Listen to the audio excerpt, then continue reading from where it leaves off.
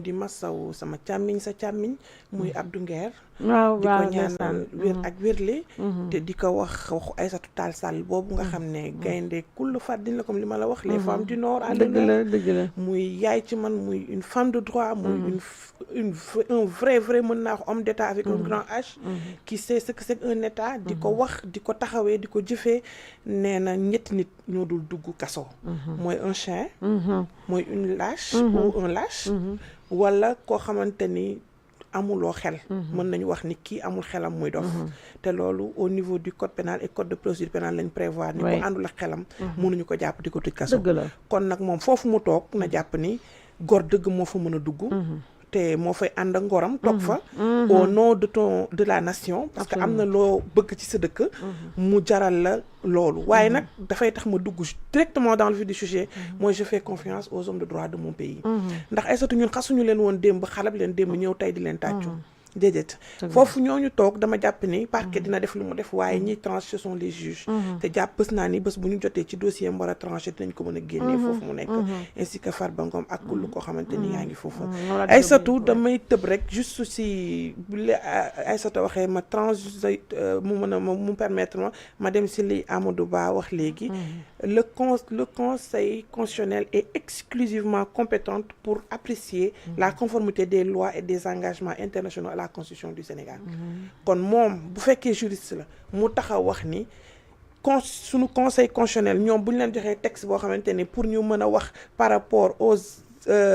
traités internationaux ñoom amuñu habilitation wax si man loolu daf may jaaxal c'est ça la première chose la deuxième chose contexte bi Aïssata wax na ko amnistie lan la mooy pardon mooy baal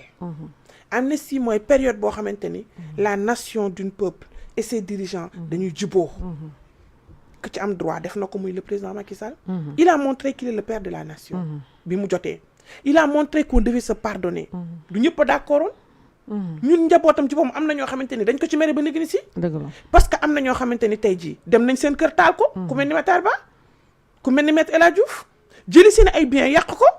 tey jii bu ñu nee amnistie kan moo si gën a gis seen bopp ñoom ñooñu nga xamante ni ñoom ñoo doon utiliser ay armes te fekk na amuñ ci woon droit parce que les forces de défense et de sécurité sont là pour l'État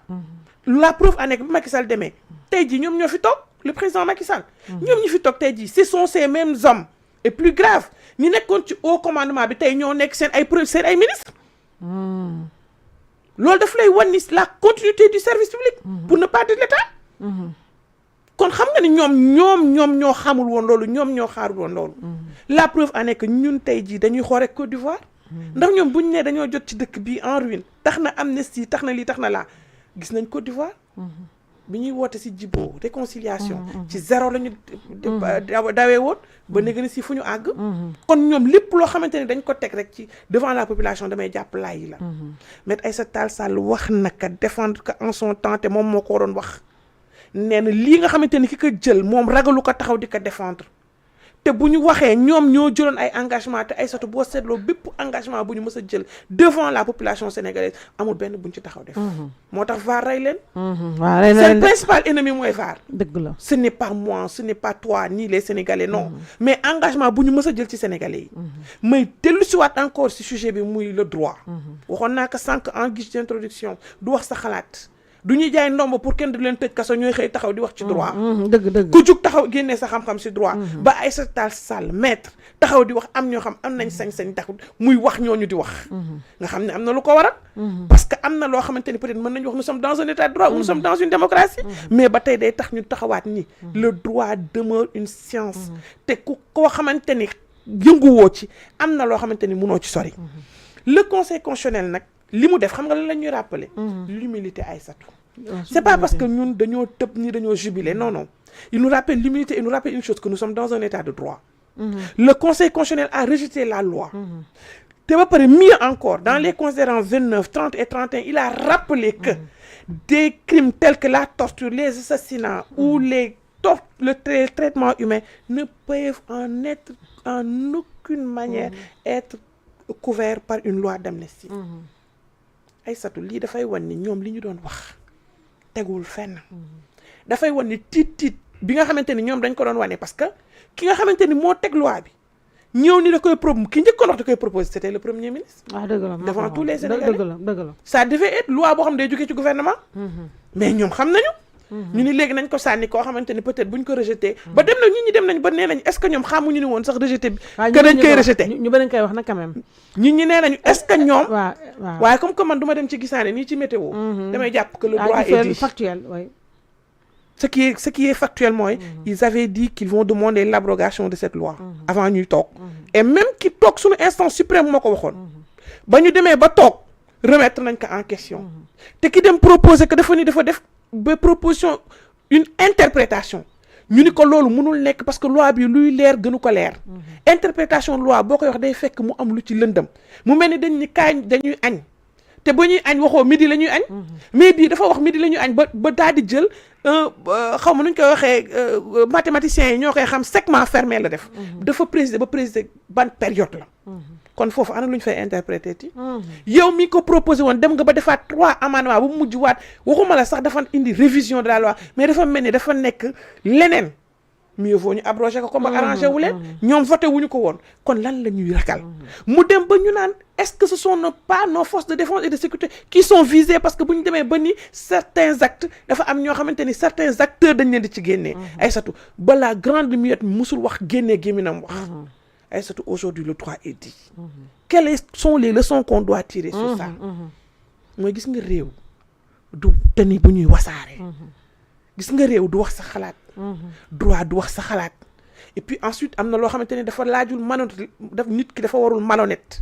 il faut que lii nga xamante ne ñu koy def que ça soit dans l'honnêteté intellectuelle mooy li ngay posé acte doo wax su ma ko posé damay calculer après xëy na mën nañ ko rejeter wala après déedéet xoolal Sénégal yi nga xam ne loo leen laaj jox nañ la ko dëgg la ba nga soxee nombay tànk pour jël instance suprême ñu jox la ko nga soxla assemblée nationale ñu jox la ko nga pare foofu ni leen takk leen seen biir seen ceinture ba mu dëgër te yow yaa ngi takkoo sa ceinture say lex gën na yokku sa cortège gën na yokku sa climatiseur kër di tàkk sa climatiseur di tàkk yow sa